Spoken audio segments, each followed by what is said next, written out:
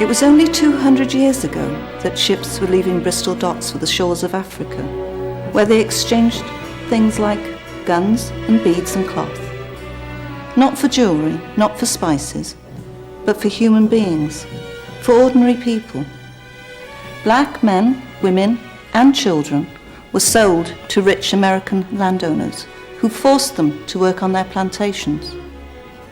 Imagine what it must have been like on those ships. It was cold and dark and wet.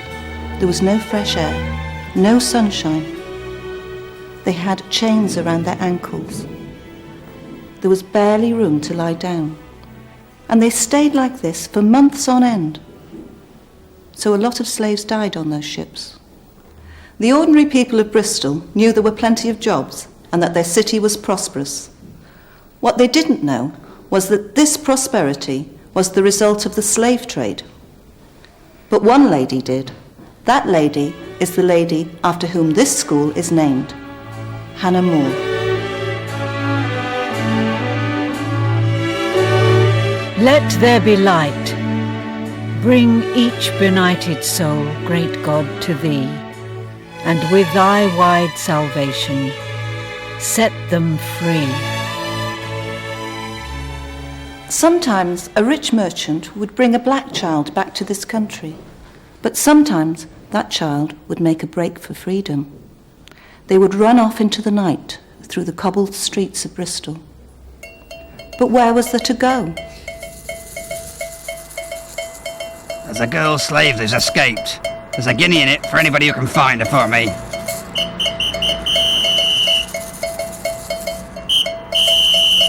Whene'er to Africa's shores I turn my eyes, horrors of the deepest, deadliest guilt arise.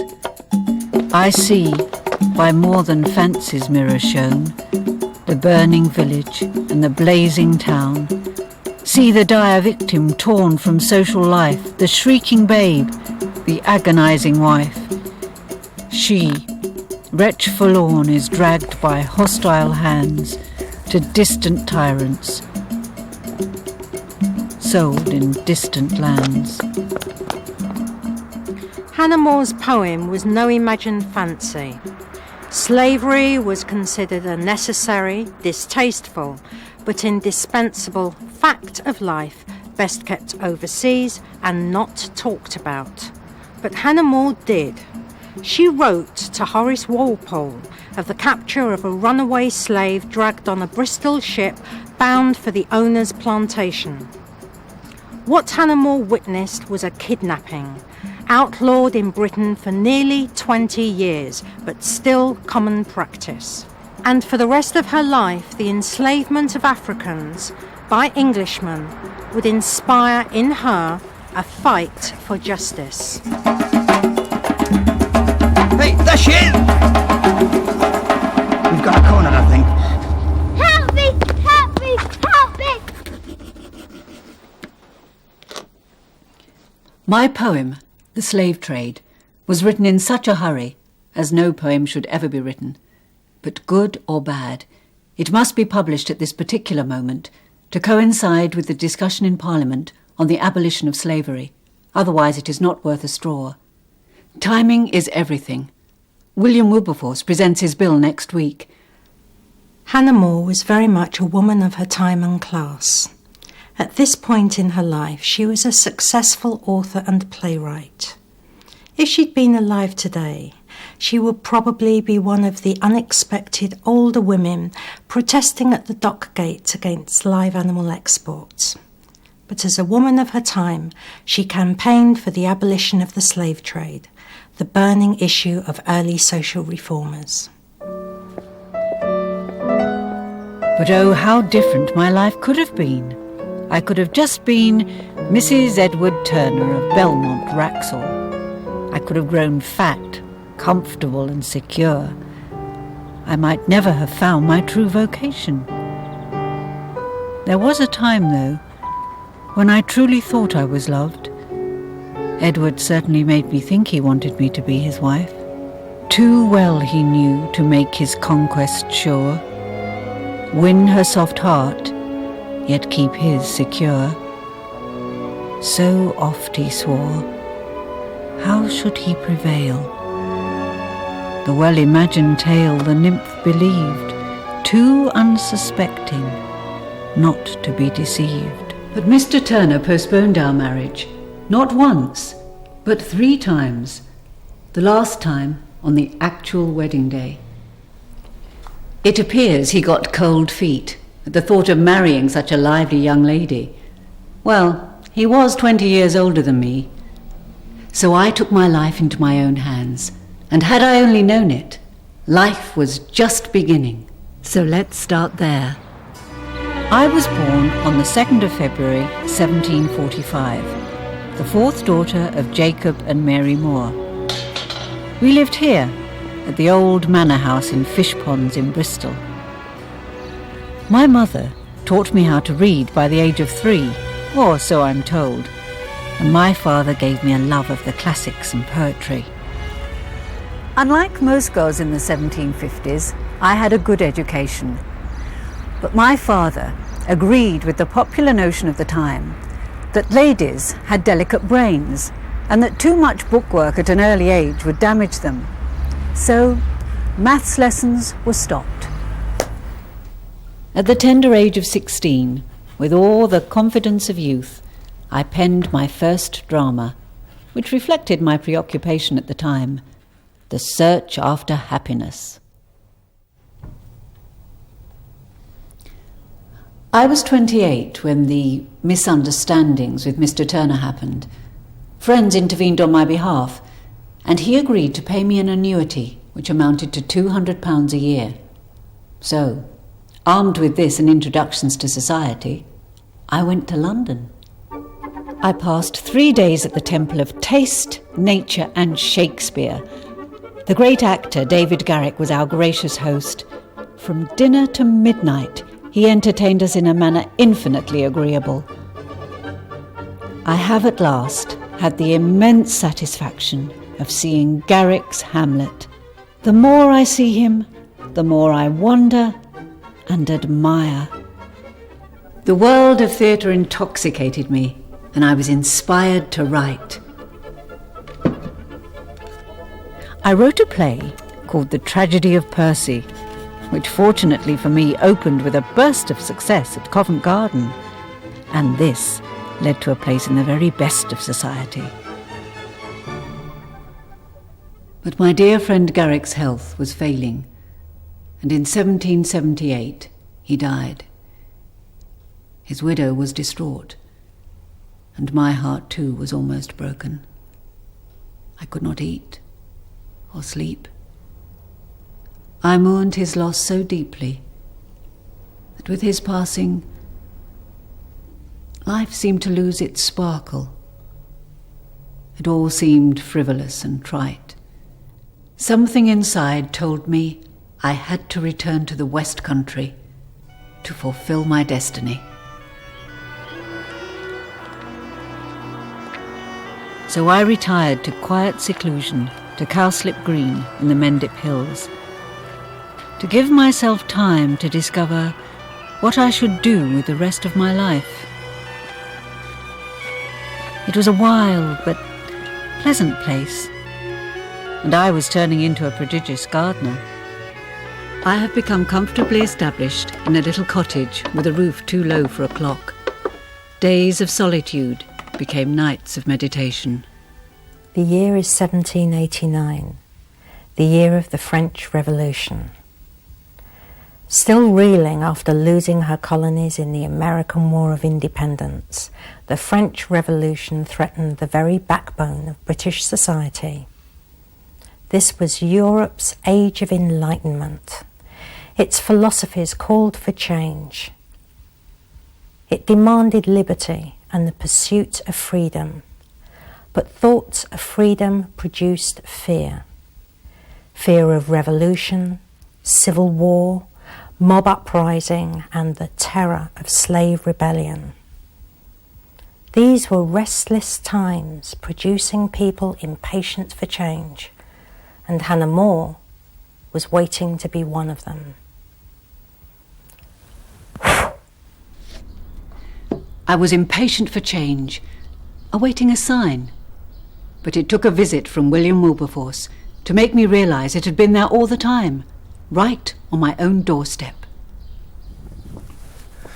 Miss Hannah Moore, something must be done for Cheddar. The people are starving.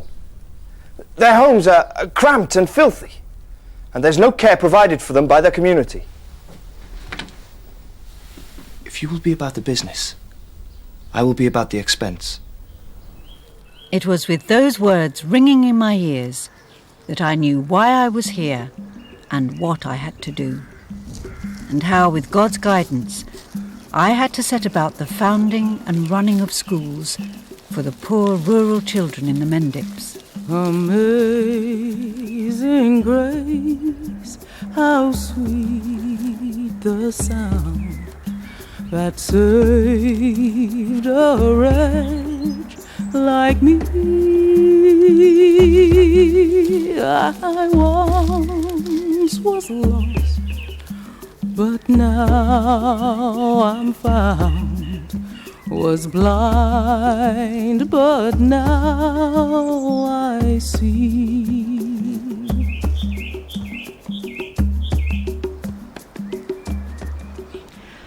Ironically, the naive pathos of the words Amazing Grace, written by John Newton, a former slave ship captain, not only touched the heart of Hannah Moore and other reformers, is today an inspirational anthem in the international black community.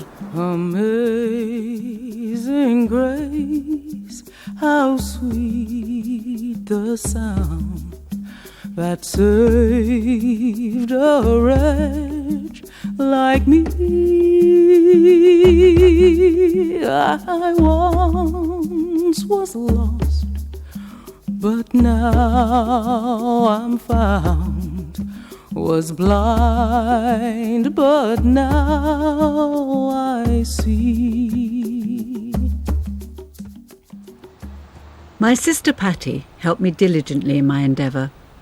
However, we were told that we should meet with great opposition if we did not try to appease the chief landowner of the village, who was very rich and very brutal. He begged I would not think of bringing religion into the country. He thought it was the worst thing in the world for the poor, for it made them lazy and useless.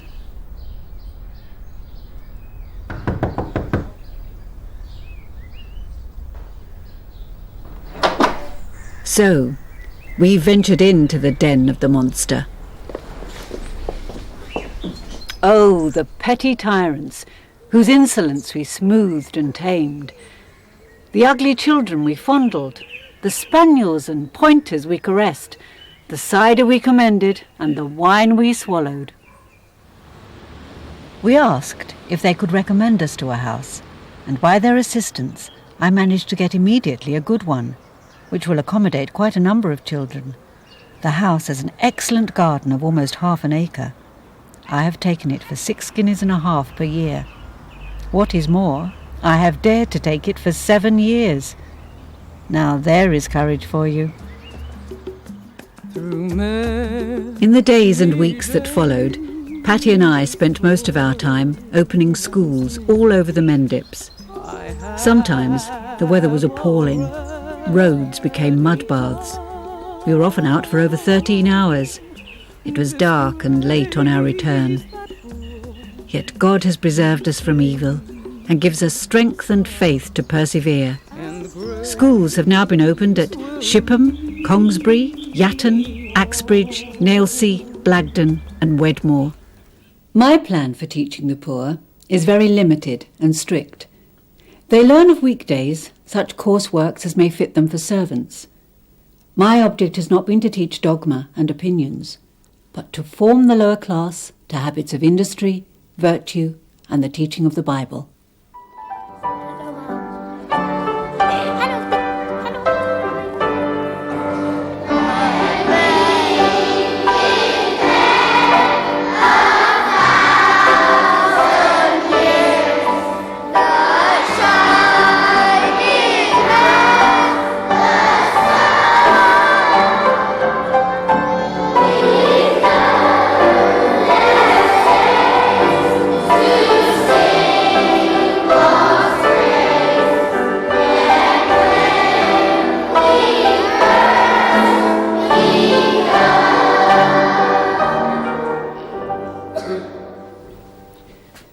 To teach the poor to read, without providing them with safe books, has always appeared to me to be a dangerous measure.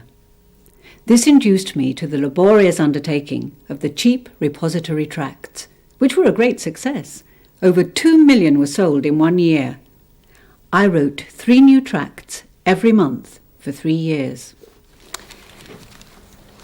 In the parish of Stoke Newton lived Mrs. Watson. She had recently lost her husband and 2 children. She was very poor, but you never heard her complain. She turned all her thoughts to bringing up her remaining son in the fear and favour of God. Now he was sullen and stubborn by nature and told some dreadful lies. Now, how many people here have ever told a lie?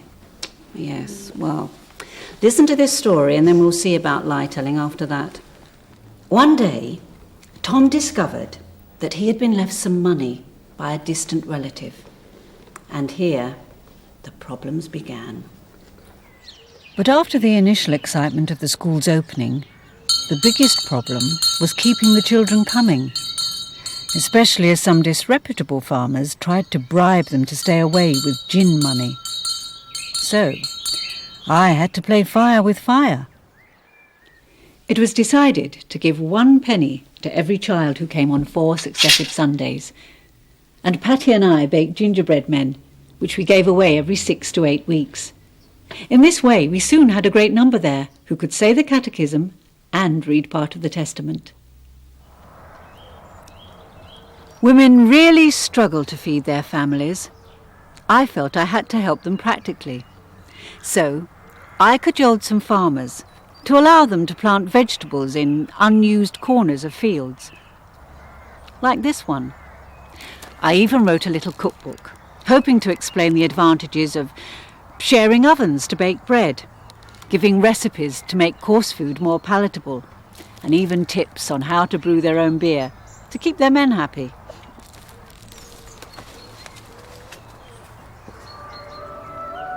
But still I doubt whether I have God's complete approval. How many ways are there of doing wrong? Only yesterday, I visited a child no more than 10 years of age. She was burning up with scarlet fever.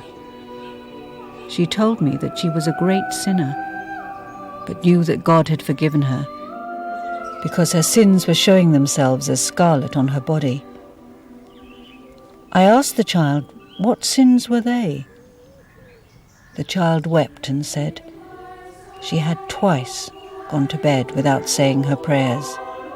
Forgive me this story, but my mind is full of this little saint, and, I might add, full of envy of her superiority.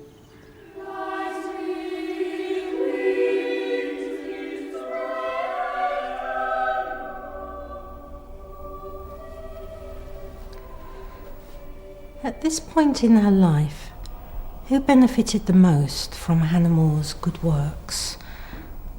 What motivated her?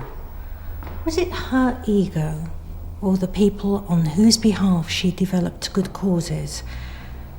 She had her doubts. Inclined to be pragmatic and proactive, she was also a lifelong staunch Tory, concerned not to upset the status quo. So in her schools, she wanted children to learn to read, but not write. And as a member of the evangelical Clapham sect, she prayed for the abolition of the slave trade, not the end of slavery, assuming that slave owners would develop good services as their moral duty towards slaves, enabling them to be more contented. But her sheer hard work and diligence must never be underestimated. She is an important figure in British women's history. It is 1802, and my house at Barley Wood is complete. It has the most wonderful views of the Mendips. I have great plans for the gardens. Many of the rooms are south-facing, which are very warm on snowy days and intolerably hot in the summer. Hannah was over 50 as Britain moved into the Industrial Revolution, the 19th century. She witnessed the development of roads, medicine, steam power and manufacturing. But it also brought what must have seemed marvels: lighthouses, diving bells, torpedoes and kaleidoscopes. What amazing times. Today, her home is a rehabilitation centre for people recovering from alcohol and drug addiction. Hello. Oh, How do you feel about living here? All you people who've come from the big city, how do you feel about living down here? the city's sort of very claustrophobic, you know. Yeah. Like, if you look behind me, look at them hills, they're beautiful, aren't they? Yeah, I know. You know what I mean? Okay. Almost on! Jolly ho! Tally ho! They'll think you're on drugs. This is my mate. So you're all sort of nice and friendly and you met lots of new mates? Yeah. Like brothers and sisters. Oh, that's how I feel. Real friends. And then what happens to you then? Here you work on issues of staying here, coming to terms with your drug problem, accepting that you hit rock bottom basically. Yeah, and then it's up from there. Yeah. Please God. Right. Yeah. All my 4 sisters will eventually come and live here, but it was to be the twilight years for us. Soon, however, illness blighted our happiness. Mary, the eldest, died in 1813, then Elizabeth and Sarah, and lastly my darling Martha, who we all called Patty, in 1819. I was the last of our family, and I felt very much alone. Is the fixed tenor of my mind to righteousness and Christ inclined? For sin is my contrition deep, for past offences do I weep. Do I submit my stubborn will to Him who guards and guides me still? Then shall my peaceful bosom prove that God not loving is, but love. William Wilberforce died 3 days after the bill to abolish slavery was made law. Hannah More died 6 weeks later. Ironically, neither of them had the opportunity to see the difference between the legalities of slavery and the demands of justice. The British government paid £20 million in compensation to slave owners for their loss. Slaves received no compensation for their loss of freedom and were offered no jobs. Instead, they were made unpaid apprentices, given the opportunity to learn the jobs they had already done as slaves for 7 years with no pay. Hannah More died quite a rich lady. She left all her money to charities, especially those that help the poor. Her friends named a school after her, so that although she was dead, she might still speak, a living voice through teachers for future generations.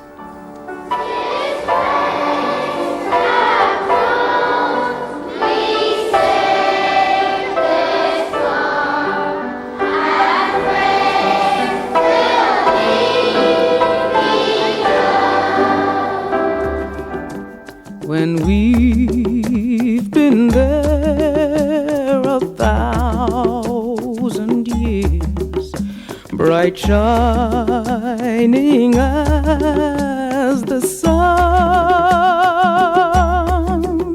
we've no less days to sing God's praise than when we first begun.